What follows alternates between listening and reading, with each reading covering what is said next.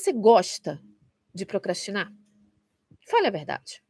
Quem se sente feliz com esse tipo de comportamento? Me desculpe, mas eu acredito que ninguém. Ninguém se sente feliz ao procrastinar. As pessoas se sentem culpadas, as pessoas sentem que existe algo que não está alinhado com o seu próprio desejo. Então preste atenção, quando a gente consegue reconhecer alguma coisa que acontece na nossa vida, mas que nós não gostamos, é natural que a gente não queira repetir aquilo. Se você percebe alguma coisa, você fala, opa, estou procrastinando. Eu não quero repetir isso novamente porque isso me faz mal. Só que aí você repete. Você continua tendo aquele mesmo comportamento algumas outras vezes. A gente precisa começar a construir o caminho que a gente quer. Então, a gente vai falar sobre alguns sintomas, combinado?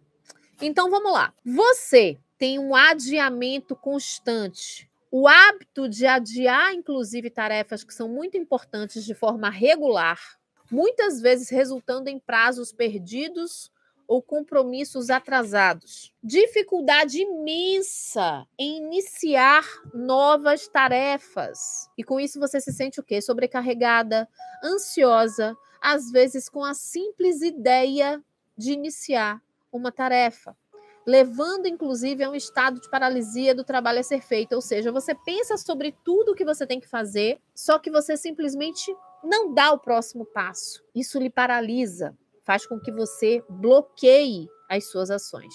Você acaba, muitas das vezes, terceiro ponto, tendo foco em questões totalmente irrelevantes. Ou seja, você começa a investir o seu tempo, a investir a sua energia em tarefas que não são importantes, que são menores, que são distrativas. Elas tiram você, inclusive, da concentração naquelas responsabilidades que são essenciais e urgentes para a sua vida. Quarto lugar, frequentemente você está se desculpando. E você começa a estar o tempo inteiro criando desculpas repetidas, desculpas para você, desculpas para as outras pessoas, de forma frequente. Ou seja, é como se você tivesse o tempo todo justificando o seu adiamento, a sua falta de progresso, a sua falta de iniciativa, a sua falta de direcionamento nos seus objetivos específicos, os objetivos que às vezes são seus, importantes para você. Com isso, a gente conecta com a outra situação, autossabotagem. Muitas das vezes a procrastinação está diretamente conectada à autossabotagem. Quinto ponto, pessimismo e autocrítica. Quando você começa a perceber que está procrastinando, você começa, inclusive, a se autojulgar.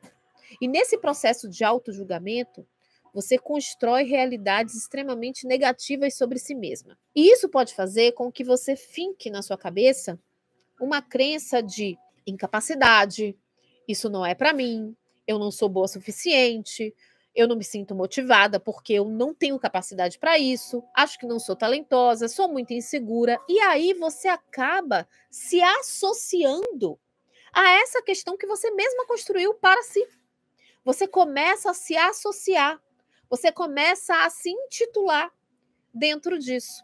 E com isso você evita novos desafios na sua vida. Você começa a sair desse lugar de autodesafio. E quando a gente fala sobre autodesafio, gente, não é sobre a necessidade de estarmos, por exemplo, nos colocando em um lugar difícil. Mas é como se a gente estivesse sempre conectada a um ponto de familiaridade muito negativo.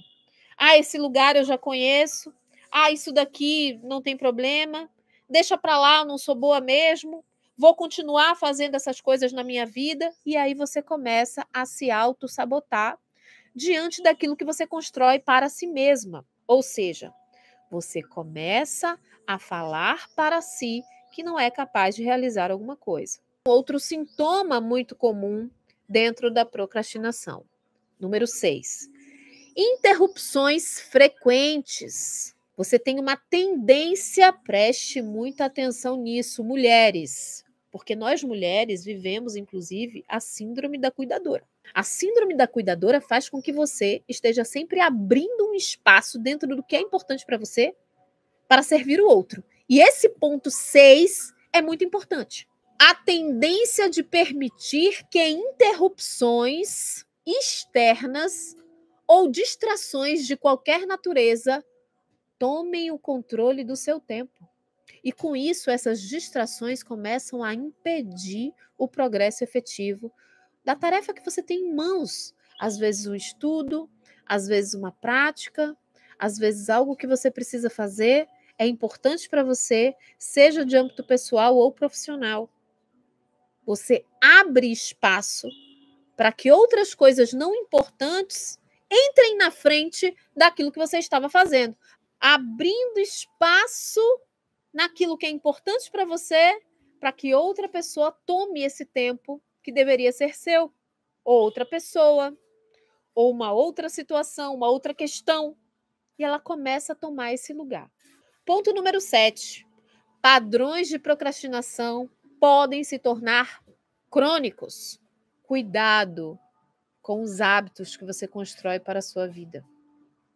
Um hábito que se torna arraigado afeta de forma consistente vários aspectos do seu desenvolvimento pessoal e profissional como terapeuta, prejudicando inclusive o cumprimento de metas e dos seus próprios compromissos, os compromissos que você tem consigo mesma. Você começa a deixar que esse padrão familiar tome conta dos seus dias, tome conta dos seus afazeres, tome conta daquilo que você precisa fazer e realizar. Ponto número 8. Você começa a apresentar estresse e ansiedade o tempo inteiro. Você acorda se sentindo cansada, sem disposição, sem energia. Muitas das vezes você se sente estressada, aquele famoso pavio curto, sem sequer saber por que o seu pavio está curto. É como se nada tivesse acontecido, mas você está irritada com determinada situação. Qualquer coisa tira você do sério. E por que isso tira você do sério? Tira do sério porque você não está percebendo que há um padrão acontecendo na sua vida que lhe incomoda. Atrasos no cumprimento de tarefas, adiamento de seus projetos pessoais, não consegue estudar, não consegue fazer as suas sessões, não consegue aplicar o que você tem que aplicar. A vida se repete como um ciclo danoso 100% do tempo. E isso te estressa, isso tira você do seu centro. E por que tira você do seu centro? Porque não é a vida que você deseja. E você começa a se sentir muitas vezes como ansiosa. E essa ansiedade está conectada ao acúmulo das tarefas que são procrastinadas. Isso vai resultando em um ciclo eterno de preocupações cada vez mais prejudicial. Quando a gente fala sobre a perspectiva do tarô frequencial, os chakras, inclusive, eles estão muito associados a diversos aspectos nossos, tanto emocionais, quanto físicos, quanto espirituais, da nossa própria vida. E quando se trata de procrastinação, diversos chakras podem estar em desequilíbrio. E aí a gente vem para a nossa questão primordial, que é a seguinte: se você está procrastinando, você está vivendo um sintoma. Você não está necessariamente vivendo algo que é a sua raiz energética. A origem oculta da sua procrastinação pode ser perfeitamente um chakra em desequilíbrio e que, por sua vez, se desequilibrou por quê? Desequilibrou porque ele sofreu alguma questão no seu âmbito emocional, do seu âmbito mental, do seu âmbito espiritual. Muitas das vezes. Muitas das vezes. Então, vamos falar sobre desequilíbrios energéticos que levam a essa questão na vida de vocês. Em primeiro lugar, nosso frontal geralmente está em desequilíbrio quando a gente está procrastinando. O nosso frontal, ele também está diretamente conectado à nossa mente, à nossa capacidade de fazer fluir as coisas. Quando a gente está dentro de um atendimento, por exemplo, de tarô frequencial, e a gente chama que estamos dentro do flow, isso acontece quando a gente está, por exemplo, no meio da sessão. Comigo acontece muito. O flow. O que é o flow? É como se aquilo tivesse acontecendo de uma forma tão fluida e tranquila que você está imersa dentro de uma bolha, um transe. Porque aquilo está acontecendo, sabe, em perfeitas situações. Para que isso aconteça, o nosso frontal precisa estar livre, equilibrado. Porque senão a gente começa a ter aquela sensação de obesidade mental. Quando a gente está vivendo essa situação, é como se o nosso frontal estivesse ali muito cheio de informações, cheio de pensamentos, muita coisa na minha cabeça. Sabe quando a gente está com muita coisa na cabeça? Pensando em 1000 coisas ao mesmo tempo? O nosso frontal está em desequilíbrio. Por quê? Não traz ordem, não traz ordenamento. E essa não ordem começa a fazer com que a nossa mente não funcione muito bem e a gente vai lá, procrastina. Não há o flow daquilo que a gente precisa fazer. Não há prazer em realizar as coisas. E aí a gente chega no desequilíbrio do nosso chakra sacro. O nosso sacro é o nosso chakra que fica aqui abaixo do nosso umbigo. É o nosso chakra sexual, é o nosso chakra de conexão com a libido e o prazer de realizar determinadas coisas, é nosso ponto de criatividade. Esse ponto de criatividade está muito associado a este arcano aqui, ao nosso arcano da imperatriz. Por quê? Porque a imperatriz é o arcano associado ao sacro, principalmente, a gente vê, inclusive, dentro da profundidade do tarot frequencial, que existem outras conexões, mas a imperatriz é aquela que nos conecta ao nosso potencial criativo, à nossa libido, nossa vontade de realizar e fazer as coisas de uma forma amorosa, gostosa, sentindo prazer sobre o que a gente faz. Quando esse chakra, que é o sacro, está em desequilíbrio, a gente começa a não ter prazer naquilo que a gente está realizando. Por quê? Porque a gente adia. E esse adiamento, que é justamente um sintoma da procrastinação, faz com que a gente perca o prazer na realização das coisas.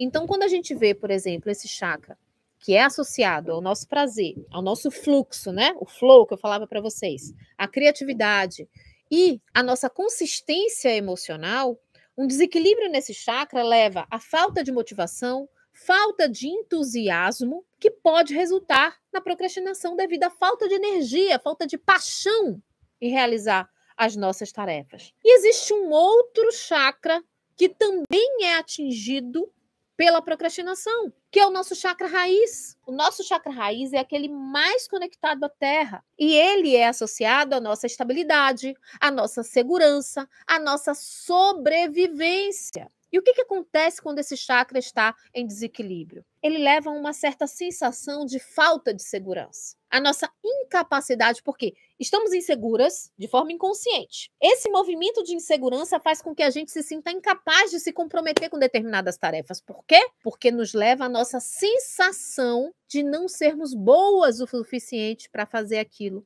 no longo prazo. É como se não houvesse uma consistência. Isso resulta em mais procrastinação, devido a quê?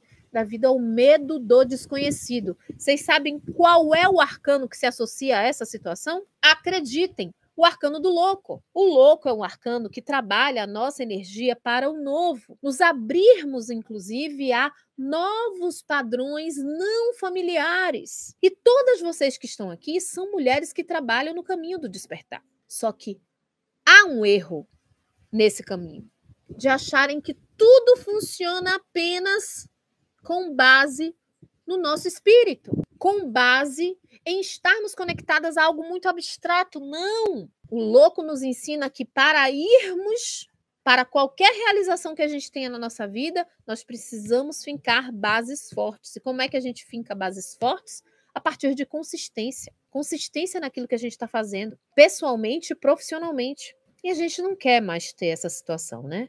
Sensibilidade com relação à nossa situação financeira e material, sentimentos de instabilidade e a nossa insegurança com relação a qualquer coisa. Qual reequilíbrio interno você tem feito para que essa insegurança seja sanada? Quando a gente trabalha a segurança do nosso chakra raiz, a gente trabalha a coragem de ir, de fazer o que é necessário fazer, de enfrentar situações, de nos abrirmos através do nosso potencial corajoso de fazer sem apego. O arcano do louco nos fala sobre desapego. A energia do arcano do louco é sobre ir para frente, conhecer coisas novas, agregar coisas novas. Um pote que está cheio não pode ser mais cheio. Por quê? transborda. A energia do arcano do louco nos estabiliza com relação à nossa base humana, mas nos mostra que para alcançar a nossa evolução espiritual, inclusive naquilo que a gente entrega nos nossos atendimentos, nós precisamos desapegar de determinados comportamentos, determinadas situações, determinados sentimentos. E é isso que a gente aprende dentro do tarô frequencial. Como é que a gente faz esse reequilíbrio dentro do tarô frequencial? Falei sobre 3 chakras e 3 arcanos para vocês aqui. Falei para vocês sobre o arcano do louco se conectando ao nosso chakra raiz. Falei para vocês sobre o arcano da imperatriz se conectando ao nosso chakra sacro. E quero falar para vocês um arcano que se conecta muito com o nosso frontal, que é o mago.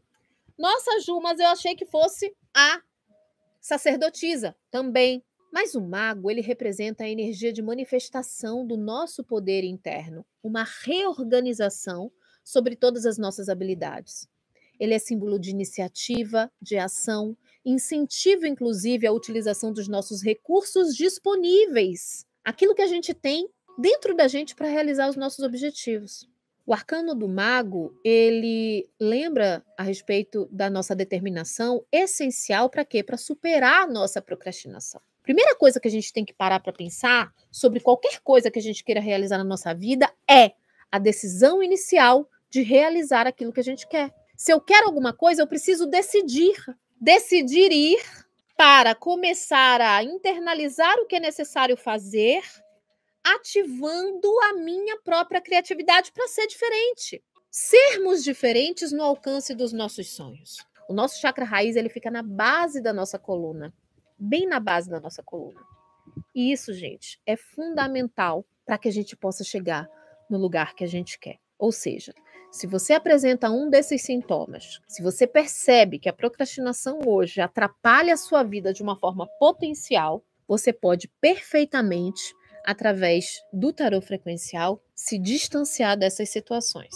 Mas como é que você deve começar esse passo a passo na sua vida? Aqui você consegue um monte de conteúdos desse respeito, você vai ver um monte de coisas a respeito de tarô frequencial. Mais do que isso, você precisa começar a reconhecer e, a partir desse reconhecimento, tomar uma decisão. A partir dessa decisão, você, por exemplo, que ainda não é minha aluna, você vai ter a oportunidade de se tornar aluna quando a gente abrir uma nova turma. A gente abre turmas muito poucas vezes ao ano, justamente porque é uma entrega bastante substancial, bastante transformadora. Mas você que é aluna já, o que você pode fazer agora no mês de novembro? Comece a abrir os seus protocolos voltados para a sua procrastinação, lembrando dos sintomas que nós trouxemos aqui. Esses sintomas aqui, eles vão lhe mostrar o caminho que você precisa seguir. Eles vão lhe mostrar onde essa procrastinação está lhe afetando. Percebe? E isso, gente, é fundamental para a nossa transformação. A gente começa a nossa transformação na nossa autotransformação. Depois, a gente parte para a transformação das outras pessoas. Tá bom?